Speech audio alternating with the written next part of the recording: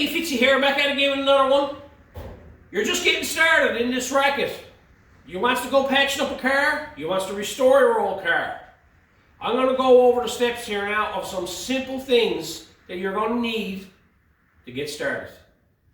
Stick around.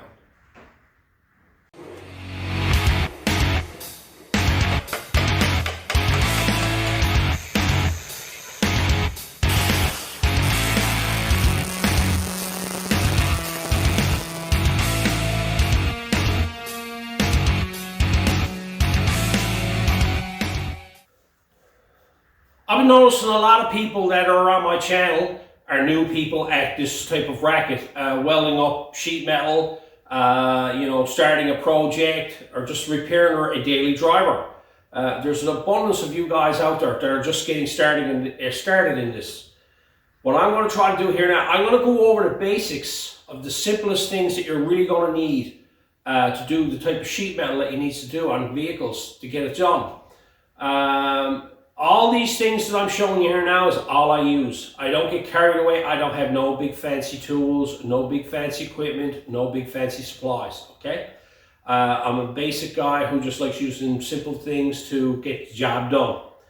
So I'm going to walk you through everything that I use on a daily basis. I don't use no specialty tools. What you see here now this next little while are going to be the items that I use on a daily basis and to do all my repairs.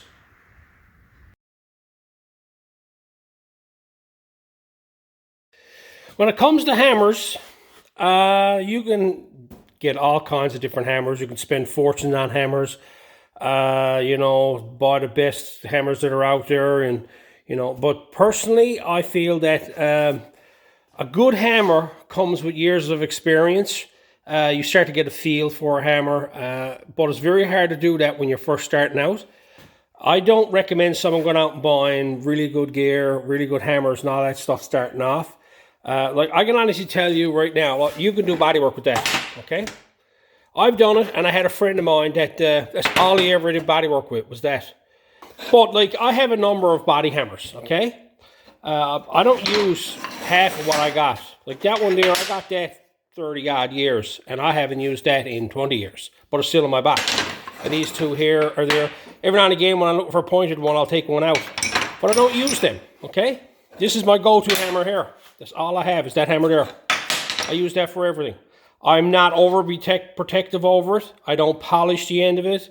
I don't do nothing. I use the handle of it for holding wood down or holding the panels down while I'm welding. All my hammers are like that if you look at them. That's what I use for holding things down. You can see all my hammers are burnt up, and you can tell the ones that I don't use as much because they're not burnt up. But you only need one hammer, okay? Now you can go to like Princess Auto or Harbor Freight, one of the places, and get yourself a hammer. Just a simple body hammer. You get them in kits, they're fine. They'll get you by, okay? Don't get hung up on a hammer. Same with dollies, same thing. You don't need a variety of dollies, okay? This one here is an old Canadian Tire dolly that I bought when I was about 13 years old, and I still use it today. It's not a very high quality, made of very high quality metal, okay? It's not polished or nothing like that, but I still use it to this day numerous times, and I still like that dolly. I got a better one here that's really good shape and stuff like that. That's good for doing edges and stuff like that. But this stuff is not cheap, okay? You don't always need this here. That's good for doing the door bottom. But simple as this, look, you do a door bottom with this as well. That's a piece of square stock. That'll serve the same purpose. It's got a flat edge on it. You can hammer your metal onto that. You don't need an elaborate amount of hammers, okay? Just get yourself a decent one hammer and just pick up a simple dolly, or don't even pick up a dolly, make up your own. If you're just starting out in this, don't get carried away from it. Just basically get yourself a hammer. If this is all you got, don't be afraid to use it, okay? The skill set when it comes to a hammer is, like I was saying earlier, is basically you got to get a feel for a hammer. And it's kind of hard to get a feel for a hammer when you're first starting out, because when you first start out, you'll change the styles of hammers. Like this one here was the hammer I used for a number of years, and I really liked it. I picked it up. I just got the head and picked it up, and I used it. And then when I finally got my hands on this one here, I liked it, okay? and I've been using this one ever since. That's just because of years of experience with it. So you don't need to say you need this hammer or you need this hammer here and stuff like that. All you're doing is pounding on metal. That's the bottom line of it, okay? You see a lot of guys out there with multiple hammers, and you know, they got, you know, all the different styles, stuff like that. They're collectors. They love them hammers. There's nothing wrong with them. I don't collect hammers. I use them for what they're for. I pound metal with them, and I can tell you, I don't baby or look after or fancy up my hammers or nothing like that. I'll break the handle off it, and I'll just put another handle on it and go on and use it again. But anyway, that's the hammers.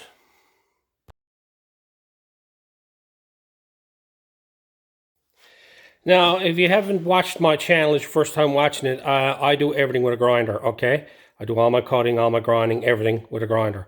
I don't have tin snips. I do have them. I don't use them.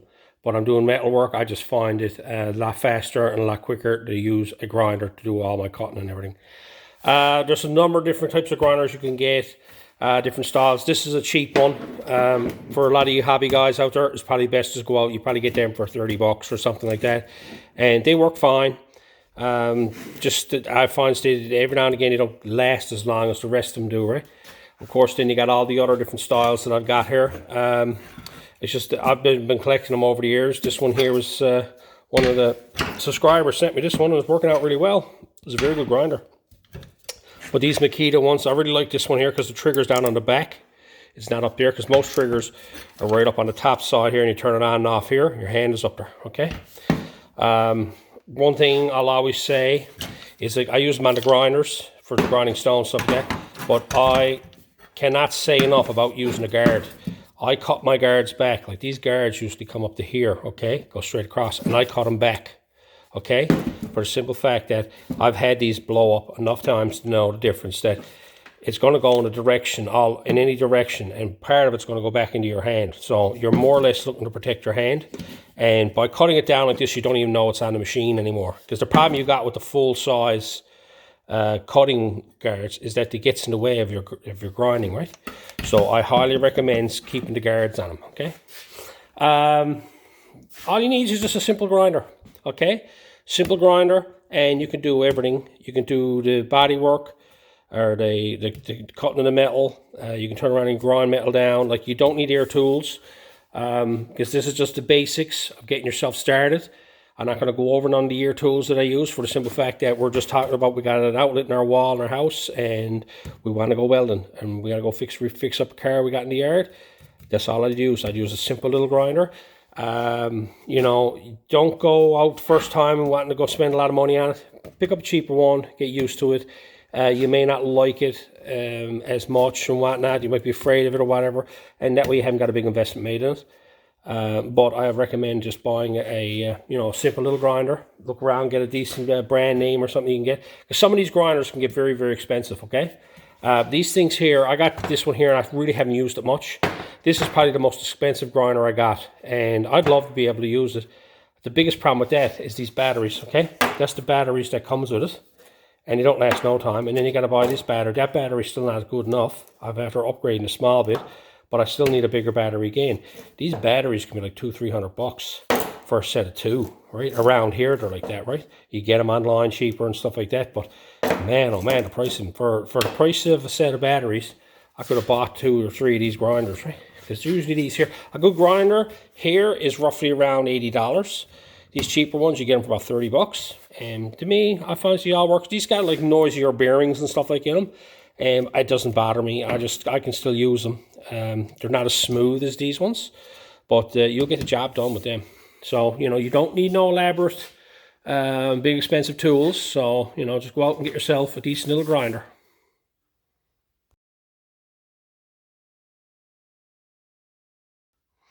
Homemade tools. You'll be surprised with how many old bodymen have a lot of homemade stuff in their toolboxes. A lot of it was specially made for certain jobs, and they still got it kicking around, and they use it, and other stuff they just continuously use. Here's a variety of stuff that I have kicking around. It's always kicking around the shop here. I won't throw it out. I don't use it for nothing else other than for shaping metal, okay? Big round piece of pipe here. You can use that for curving edges. almost like a, you can like crown panels out and stuff like that. There's a number of ways you could use that. Simple piece of square stock for banging out the inside edge, or even using it for a dolly to put on the bottom of a door skin, okay? And you've seen this numbers of times. It's my little homemade T-dolly. That's just a piece of round stock, something like this, okay? This is an axle out of a trike, okay? I use that for pounding, but that's basically something similar to that there. And I just cut it off, welded a piece of flat bar on it, rounded off. It's not a hardened piece, okay? It's just regular steel. A lot of the real nice tools that you see are all hardened and stuff like that. To me, there's no real necessity for it. It's nice to have, but you can do the same type of work with stuff like this here. Like I have a little small one made here as well, okay?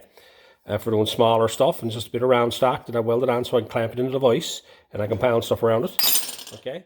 And I've got a smaller length of tubing. And then, you know, I got that axle, and then I got, this is a piece of flat bar, and I just cut it off and sharpened the end of it for cutting off heavy spot welds and stuff like that. Right? And it's been pounded. I can clean the end off it. That's getting pretty heavy there now. But I got that a lot of years. That was probably that long when I started.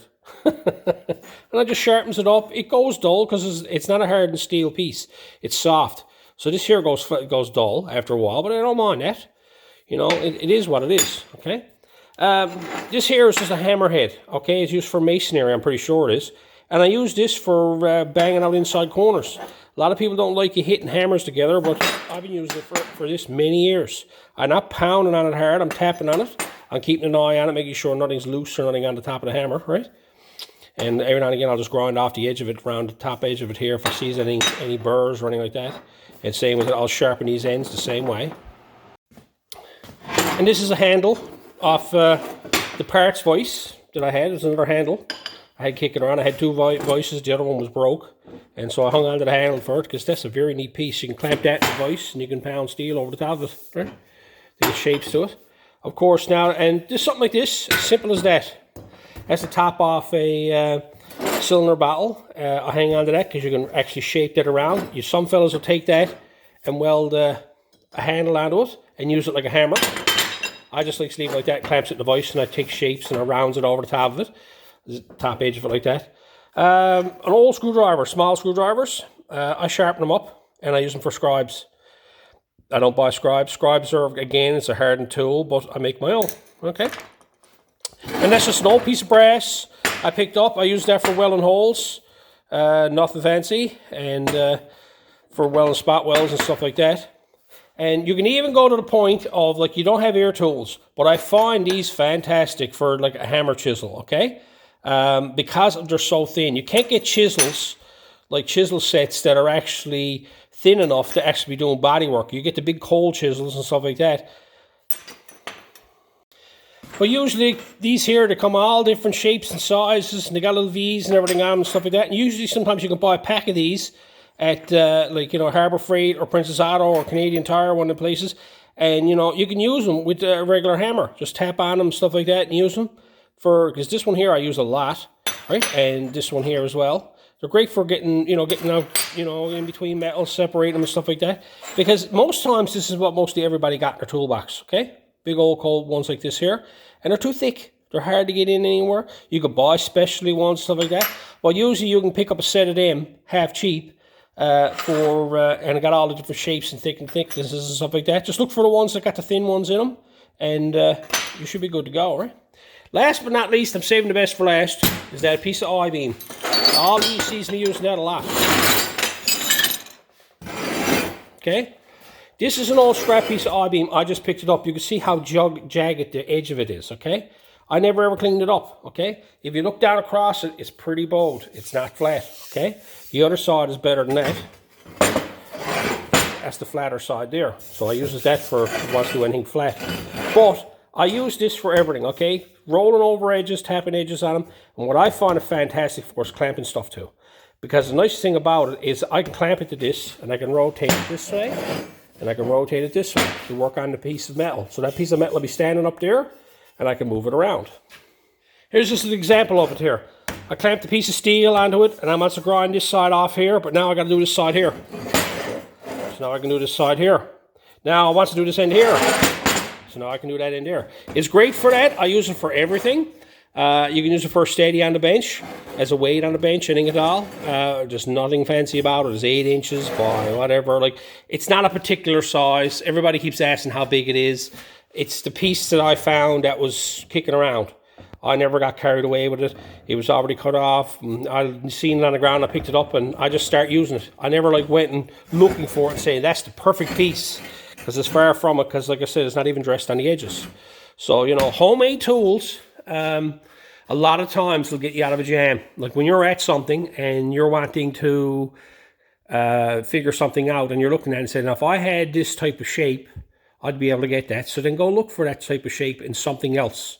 Don't ever be afraid. Don't think because you're using homemade stuff that you're not good at it or whatnot. Because I can tell you, some of the smartest and best bodymen around have homemade tools. Here's my pipe anvil. That is homemade. It's just made out of scrap pieces of pipe that I got kicking around. That piece of pipe you see me over on the bench, that came off the end of that because I cut them all off to the same length. That there was an actual post that was used on in a parking lot. And that's just an old piece of like 1.25 inch pipe. I got washers welded in there on each one, and it's just clamped on to weld it onto the piece of pipe and stands up on 2 legs. And that's all that is. And it works fantastic for bending steel in around edges and stuff like that, shaping it and whatever. But it's a simple thing just made out of scrap. And, you know, if you want to check it out, there's a video on this on my channel of how I made this. It's probably one of the biggest homemade tools I got is my brake. You don't need to go to that extreme to have that. But you know, it's something I always want to do. I've probably got this now close on 20 years. And I just revamped it a few times. Every few years I has to change the threaded rod on the side of it. I've been wanting to upgrade it, make it better. I've got better ideas for it. But it works just fine. I gets the job done with it. And, you know, all this is a few pieces of angle iron. I got a video on this as well in my collection of videos. And, like, you know, the bottom of this here is all made out of scrap. The bottom of this here, that's a bumper off a Jeep, right? And, you know, that's just light pipes that were used in light fixtures in a building. That's all that is. And there's a bit of flat bar and a bit of angle iron, you know, a couple of some threaded rod and a piece of pipe, and, you know, for an adjuster and whatnot. It's a simple tool. It's homemade. So, you know, you can make it. And when you make stuff like this here, it teaches you a lot, because you get to see how things work and how they, you know, where they don't work. And I can tell you, when I first made this, I had issues with it. And I had to revamp it and move it around, because I had it in my head how to build it. And when I built it, there was issues after the fact. So I had to change them. So, you know, simple little tools. And if you don't have a brake, this is all you need. Don't have to be exactly like this. You can use a railroad track. It's probably best to use a railroad track upside down. And probably put legs on it so you can get the flat side of the railroad track, or a piece of I-beam, whatever. Again, no particular length, okay? People ask me the size of this. Is whatever you can get your hands on. That could be 4x4 by 8x8. It could be anything. A lot of it got to do, you just got a flat surface, and it's nice and square that you can clamp to. That was the biggest thing I liked about this. You can clamp to this here, and you can bend metal on it. I've done many a door skin bottom on this piece of steel. And all I do with that is I just lay a piece of angle iron on top of it, slide my piece of steel through it here, on the bottom here, like so. And I clamp it down, and I hammer it down with the hammer. That's all I do with it. I clamp that down with a pair of vice grips. And, you know, just something simple, okay? You don't need elaborate tools to do body work, okay? Just basic stuff will get you by. If you're just starting out, don't overthink it. Keep everything simple, and as time progresses, if you really enjoy at it, you'll just start adding to the collection.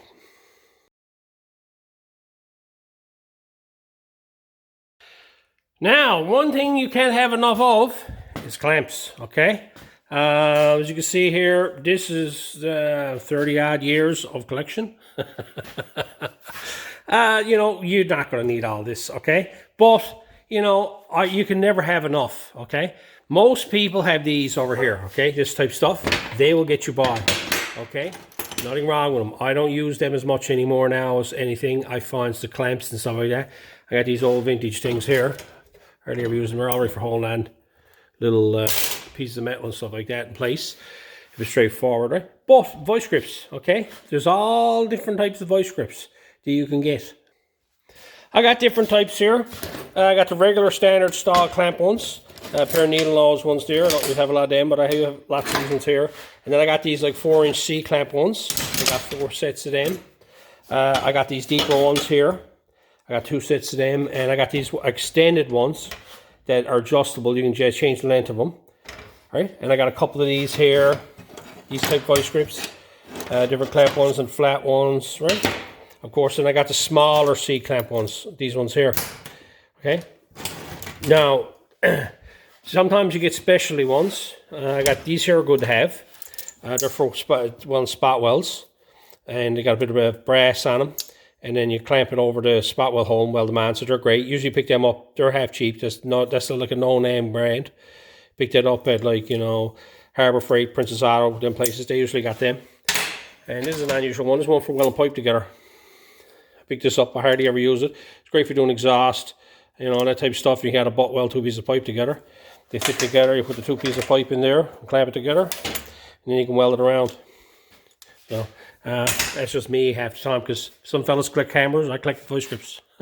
For the most part, that's basically everything you'll really ever want. Okay, everything that I do is based off what you see here on the table. You know, it's always good to have 2 of each.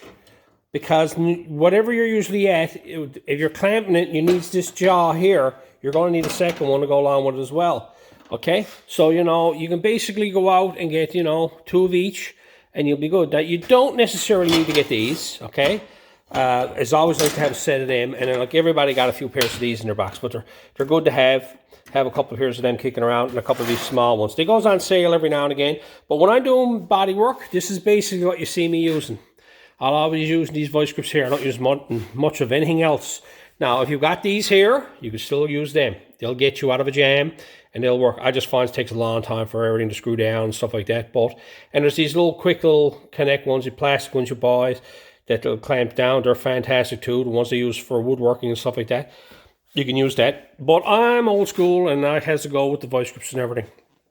So, like, you don't need a big array of vice grips. Like, you need 6 of these and 5 of these and much. Usually, any project you're doing, you're putting 2 clamps on it, possibly 3, depends on what it's like. And you can turn around and basically, you know, this is all I ever use. So, that's the vice grips.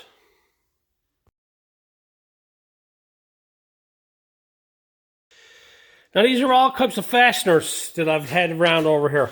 Now, most times when you're taking a panel, you're putting it together, you'd like to hold it in place. You want to put a couple of holes in it, put some screws in it and stuff like that. You can, you know, you don't have to be fancy with it. This is regular screws. Just drill a hole in them and screw them in. You can buy these ones here. They got the little drill bit on the end of them. It takes a socket on the end of them. You can screw them into them. And you get really small ones as well. Same process. This is one, I've used these for years. But the problem I found with them, if I'm reusing them too many times, I end up stripping the head off on them, and then they're no good no more. And I end up stripping the hole out after I takes the panel out and off a half a dozen times. But they will get you by. Just regular screws will work. Like a box of screws, nothing fancy. Okay, drill a hole, screw it in there. You know, just reach. You know, there's nothing. That's just an old wood screw. Okay, that'll work. Okay, to hold the panel in place. It'll get you out of a jam. Like, I got all these old screws here. And that's all I ever used them for, you know, different things. But these here are probably the ones that you'd step up to, because you can just put it in a socket and put it on a drill, and you can actually drill the hole itself, right? And it'll take itself to the hole. But what I've been using the last number of years now is these clecos, okay? And you've seen me use it on many times. And all I use is the 1/8, okay? That's these ones here. Now, you can go online, and they'll have all different sizes of clecos, have these fancy ones, all that type of stuff. You won't need to be fooling around with any of them unless you're getting into some crazy stuff. If you go to order any, all you're going to have to order is a set of 1/8, right? And all they work is, you go into the machine like that, okay? And you push on it, and it opens it up. And then when it goes together, it closes up. There you go. See the way that's clamped in there? That pushes out.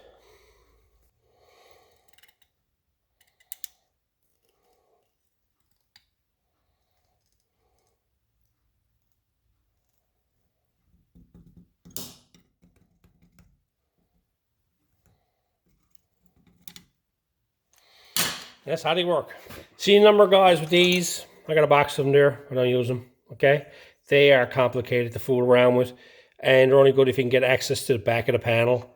They comes apart in 2 or 3 pieces. I'm not even going to get into them. I have them there. They're neat and they're great if you're putting on big panels and stuff like that. There's no need of buying them. Okay, you know, people say, you know, you got to have them. They're good and stuff like that. Some fellas like them. Some fellas don't. I'm one of the fellas that I can do without. I got a full bin of them there. But like I was saying, that's all you really need. Is a couple of screws, okay? A few screws to hold the panel on. Usually, like if you're putting like a bottom of a rocker on a car or like a lower quarter section on it, you want to hold it in place and you want to, you know, put it right where it wants to belong. You just put them with screws, or you can pick these up right there, right? But you don't need a lot of elaborate tools, okay, for doing that type of stuff. And that's basically it. Just a few screws. If that's all you got kicking around, you can pick up at the local hardware store. Use them. If you can find these, go get them. And if you really want to step up, you just go get yourself some clecos. You can buy them online. 1/8 is all you need. And they usually come with the handle and a half a dozen or more of them. And you only need a half a dozen or more of them anyway. I got a couple of packages of them there. So, but that's it for the fasteners.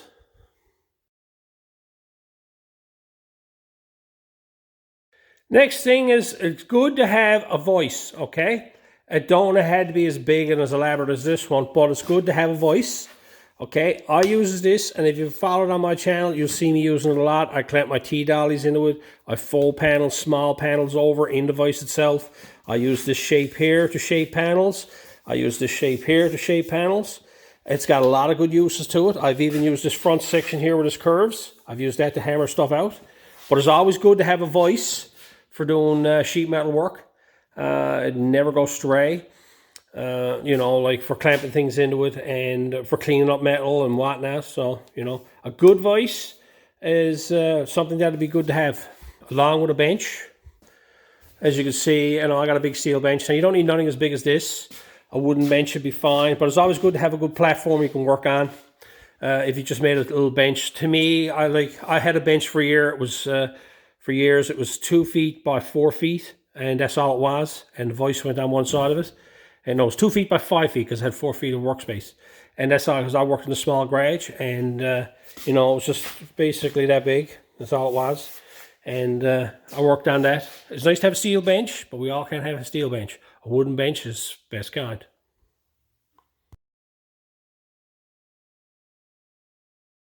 Of course, you got to have measuring tape, okay?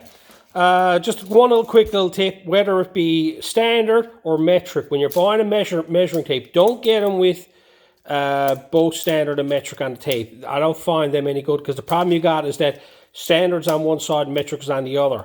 And what ends up happening when you're doing X measurements, you're on the opposite side of the tapes and you're not getting accurate readings. Either pick the standard type measurements or the metric measurements, and make sure the whole thing has it on it. In the case of this one here, it comes with even the little small portions on it as well. And don't be afraid to like replace these every so often, because when the number starts to wear, it gets to be a nuisance. So, you know, just go out and pick up a new measuring tape and you'll be done. This is I've used this a number of times. This is great for doing curved panels. This is seamstress tape, okay? Very easy to work with. You know, great for doing odd shapes and, you know, going around corners and bends and stuff like that. I find it great for that. It's always good to have one of them sitting around your box, because sometimes it's very hard to, like, you know, if you want to take a measurement on like a Volkswagen fender or something round and you want to measure the length, you're not going to do it with a regular tape, because that's going to kink and bend, and you can use one of these here, right? So just simple measuring tapes.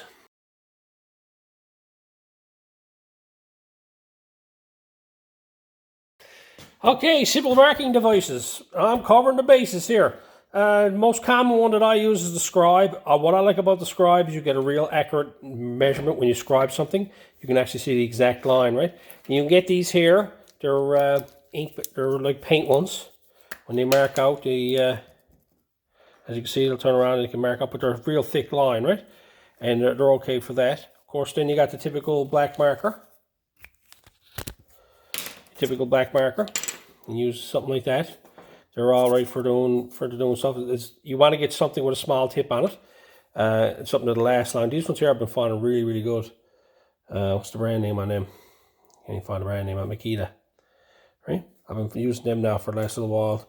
They're a real good marker. I've been using a lot of dollar store ones, and I found they're not lasting long enough. Of course, you got the infamous soapstone, okay, which is, you know, you can use that in doing larger items and stuff like that. I just find the soapstones good for laying things out and whatnot.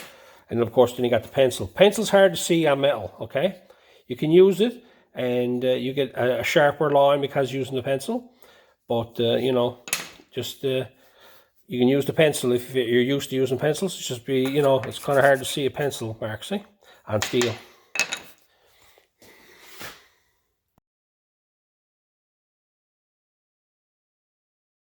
Okay, we're going to have to cover safety gear. We can't forget safety gear, okay? Number one, safety glasses, okay? Got to have safety glasses. Always be wearing safety glasses no matter what you're doing. I'm always wearing them. Doing any bit of grinding and all that type of stuff. You can always protect your eyes, okay? Respirator, when you're doing a lot of cutting, sheet metal and steel, there's a lot of metal dust and stuff like that. So you're going to want a good respirator to be wearing when you're doing a lot of it. Try to keep it in a ventilated area. If it's not ventilated, you're going to have to wear a respirator. And of course, the infamous helmet that everybody says I don't wear. Bad habits, okay? Gotta get yourself a decent old helmet. This is just an old cheap one, and it works fantastic. I've after wearing out a couple of helmets over the years, and I picked this up a little while ago because it was on sale, and I got paid $35 or something for it. And at Princess Auto, and geez, it worked best kind. It's got the, it tints out and whatever, like you can see there, right? Anyway, but a good welding helmet. Now it comes to welding gloves. Okay, you got welding gloves to go out and you can get all the big heavy ones, but it's always nice to have a nice glove that's smaller, that you can fit on your hands, you can handle the metal with, but you should always have a pair of gloves on your hands. Okay, that type of thing. Now, maybe you can't get them, or maybe they're, you know, they're hard to get in your part. One thing I've always done, and I've used a lot of, is gardening gloves. They're leather, okay? You pick them up, and you can use them for handling the sheet metal and stuff like that. And I find they last pretty good, and they're way cheaper than like a regular welding glove. These are better to have for the protection for the arms and stuff like that. But, you know, that's basically for that. Of course, you're going to want construction boots, something good on your feet. I see some guys out there in flip-flops welding. I don't know how they can do that in shorts. But, you know, one thing you'll find if you're doing a lot of grinding, you see me wearing the bib coveralls all the time. It's probably best if you're going to do a lot of grinding, bib coveralls, because you'll eat up every t-shirt and sweater you got with a grinder.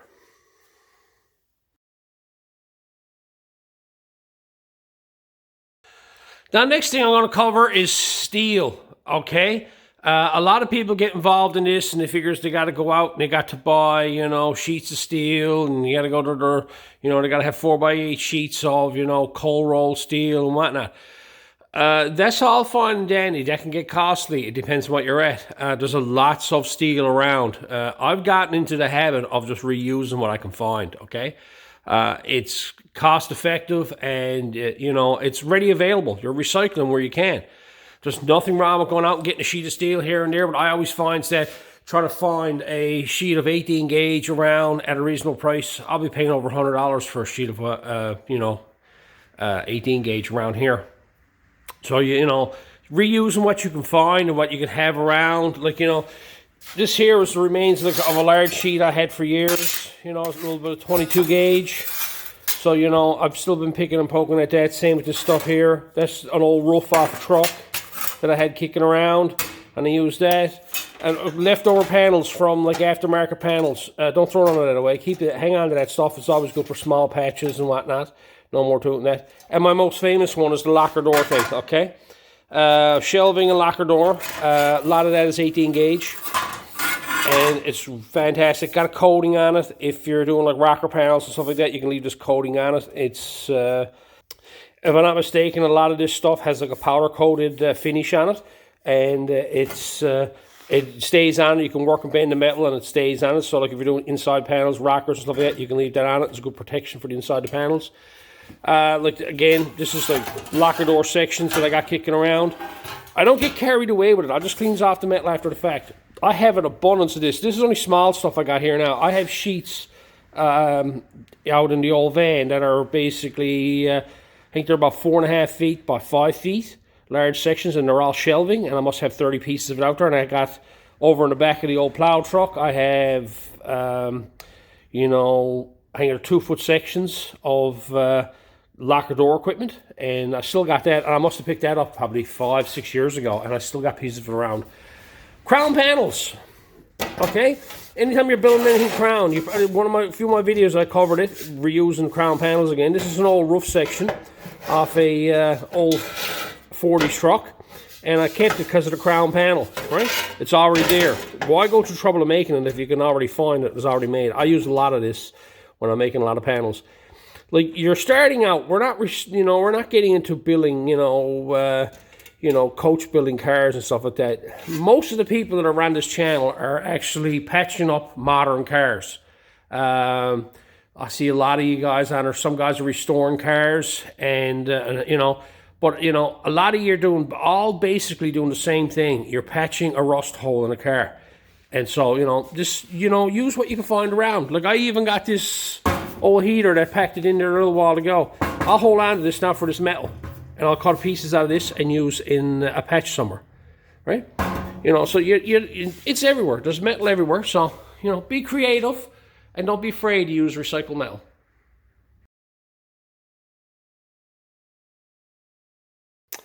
And last but not least, up until this point, everything I've talked about has been pretty budget oriented. And, it's not going to cost you a lot of money to do most everything. Now, here's where the investment comes, okay? Buying a welder. This is where a lot of you have run into issues with it, because it's pretty a costly, effective thing. These welders, I find, don't lose the value. They're always worth money. Like, if it ever gets to a point you had to resell them.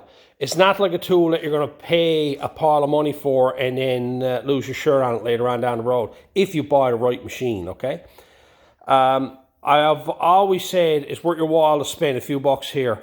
As you can see, like, I don't spend a lot of money on tools and equipment and materials and that type of stuff. Everything I use is basically ready, available, and we all can afford it. This thing here is what I find a lot of you should be investing in if you really want to take the metal fabrication serious, okay? Gas, okay?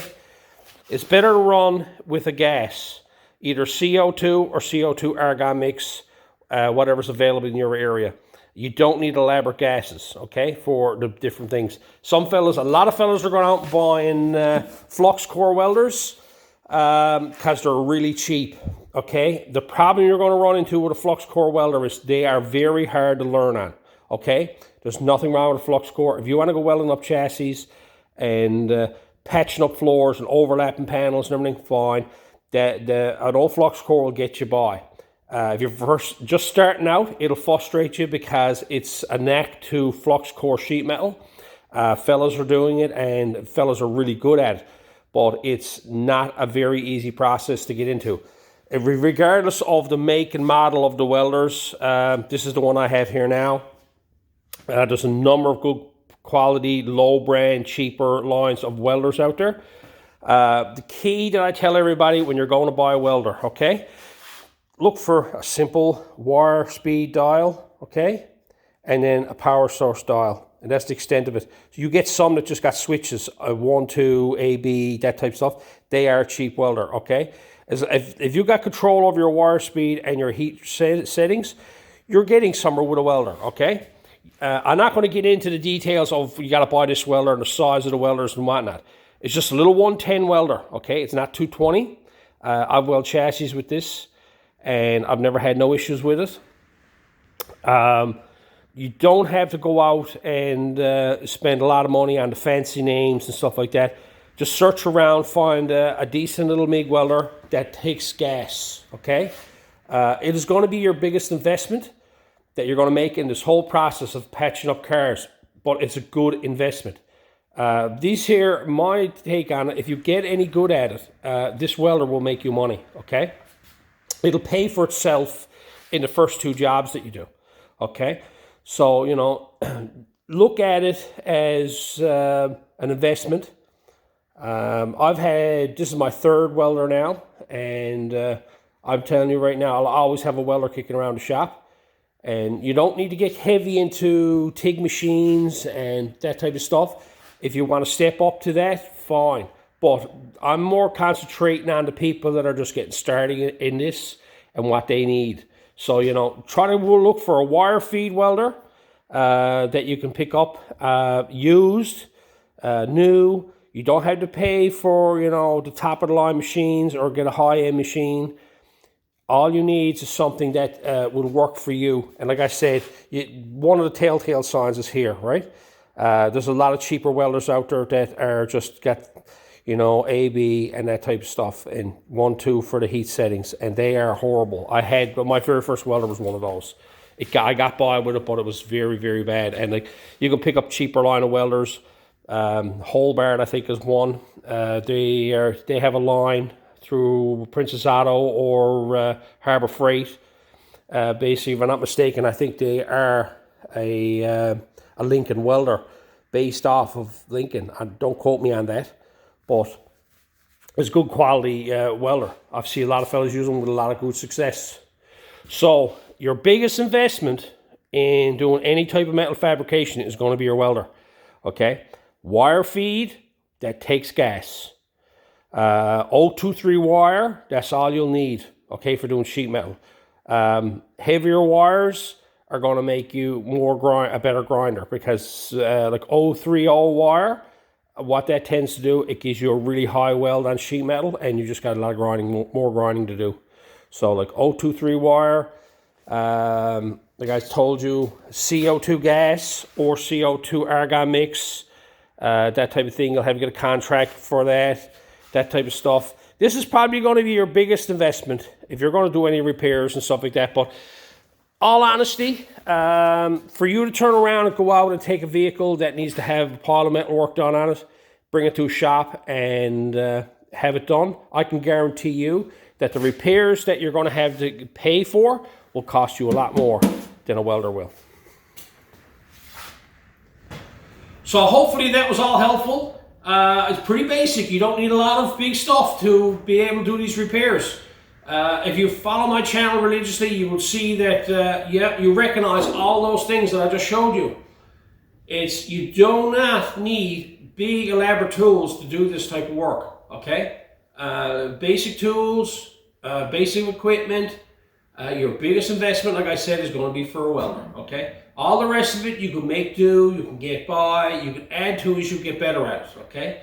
Don't be concerned about wanting to have all the best gear, because I can guarantee you that going out and buying all the best gear will not make you a good bodyman, okay? A good metal fabricator. It's not going to do it. All that will come in time. You start off simple, using simple tools, get a feel for it. It'll make you a way better sheet metal guy, a way better bodyman. Concentrate on doing the good quality work and don't be so concerned about the good quality tools, okay? In time, if you find that you're enjoying this enough that you can go out and upgrade your tools, then that's the time to do it. But don't expect to go out and buy expensive tools and expect to be the best at it or be good at it. You got to become good at it before any of them tools will work for you properly. I hope this one was informative. A lot of you new guys, I'm enjoying seeing a lot of your stuff showing up. I got a Facebook page, Fitzy's Fabrication as well. And I see a lot of you guys coming over, showing off your projects, getting started, running into troubles. I try to help you out, and I can guarantee you, I've been letting it run over there here lately because there's a lot of knowledgeable people over there. And if they answer the question that gives the answer that I was going to give, I'll just leave it be, because I just find that these guys are very talented, and some of them are giving some great information out. So, pop over, have a look at that. If you want to learn, figure things out, we're all doing it with basic stuff. There's some great projects being shown off over there, and there's a lot of people over there that have only started this, that are having troubles with it, that are trying to figure things out, and that's what we're there for, to try to help you get started on it. It's a great hobby. It's a lot of fun. There's a lot of recognition when it gets done, and makes you feel good when you complete something and bring something back from little or nothing. Right? It could be as simple as a little hole in the floor of your car, or a complete restoration, a complete home built car. Every bit of it adds up, And over time, you can have a lot of fun with this. Anyway, that's going to be it for this one. I hope the tips were good, and until next time.